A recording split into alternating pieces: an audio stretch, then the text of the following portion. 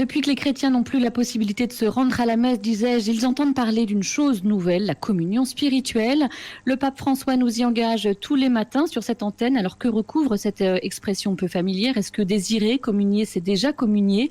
Oui, mais alors dans ce cas, pourquoi aller à la messe? C'est le frère Olivier de Saint-Martin du couvent des Dominicains de Toulouse qui va nous accompagner sur cette ligne de crête. Bonjour frère. Bonjour Isabelle.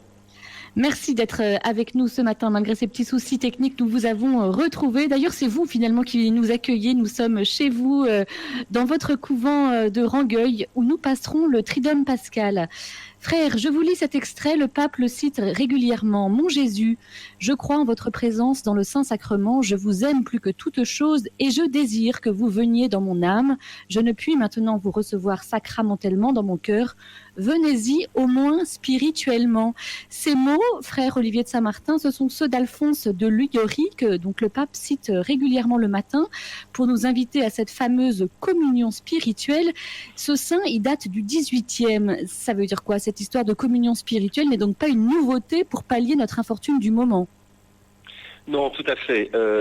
Alphonse de Liguori, vous le dites, est un grand théologien, un grand pasteur du XVIIIe siècle. Le pape aurait pu citer aussi Sainte Marguerite Marie Alacoque, qui au XVIIe a tellement le désir de rencontrer Jésus dans l'Eucharistie. Alors c'est un vendredi saint, donc il n'y a pas de messe. Et dans une apparition, Jésus lui dit, mais quand je vois ton amour, j'aurais institué ce sacrement rien que pour toi. Ou encore Saint François de Sales au XVIe siècle. Donc on voit, il y a une grande tradition dans l'Église qui se situe au niveau du désir, qui place la communion spirituelle, au fond, dans le désir qu'a le croyant de pouvoir rencontrer son Seigneur, de vivre avec Jésus. D'une certaine manière, vous voyez, comme Saint Jean, le soir du jeudi saint, pose sa tête sur le cœur de Jésus pour lui manifester son amour. Eh bien, il y a quelque chose de ça dans cette grande tradition de la communion spirituelle, c'est le désir que l'on a de rencontrer le Seigneur. C'est ça qui définit la communion spirituelle, une communion d'intention? Alors, c'est pas uniquement d'intention, je crois.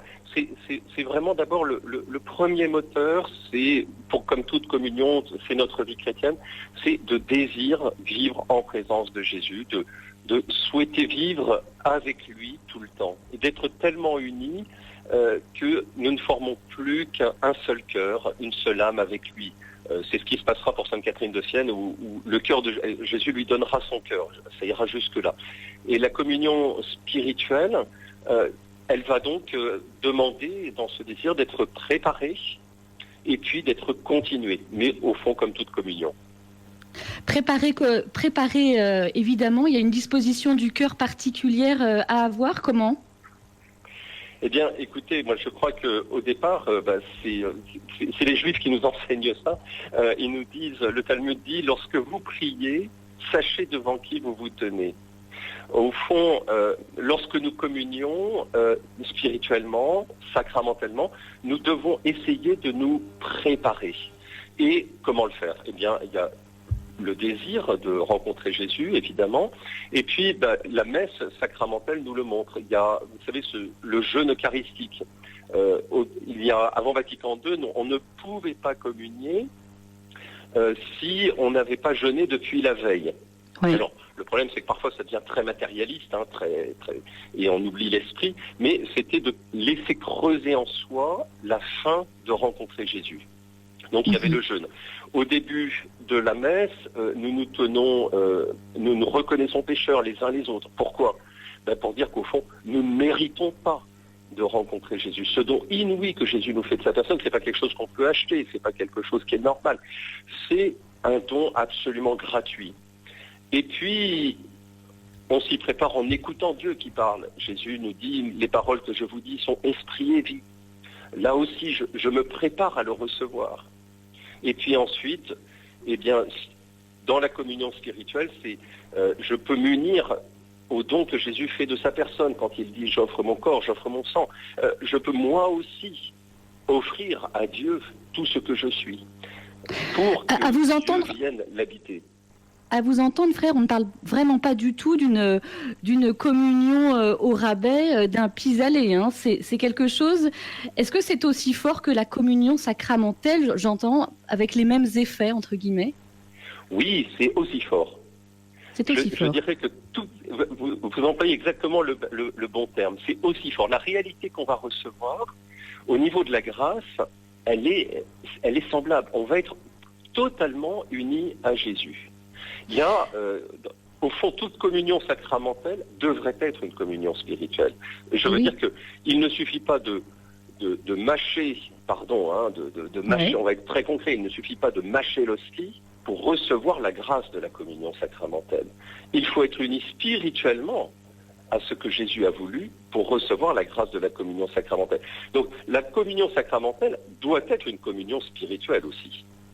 Avant tout, une communion spirituelle. Ça veut dire, pour qu'on soit bien clair et bien pragmatique pour ceux qui nous écoutent, frère, si je suis seul face à mon écran de télévision, que j'écoute la messe à la radio, au moment de la communion, si je désire ardemment recevoir Dieu, j'ai Dieu en moi, sans pour autant recevoir le corps du Christ?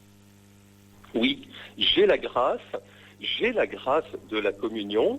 Toute la grande tradition de l'Église le dit. Le curé d'Ars disait, si nous sommes privés de la communion sacramentelle, remplaçons-la au moins autant qu'il se peut par la communion spirituelle. C'est celle que nous pouvons faire à chaque instant. Nous devons toujours être dans un désir brûlant de recevoir le bon Dieu. La communion spirituelle fait à l'âme comme un coup de souffle au feu qui commence à s'éteindre. Mais il y a encore beaucoup de braises. On souffle et le brasier se rallume. Voilà. Et il continue, après la réception des sacrements, lorsque nous sentons l'amour de Dieu se ralentir, vite la communion spirituelle. Donc la communion spirituelle, c'est vraiment dans un élan de charité, je vais être uni à Dieu. Alors, le faire pendant la célébration de la messe sacramentelle nous aide vraiment à nous disposer à recevoir ces grâces de la part de Dieu.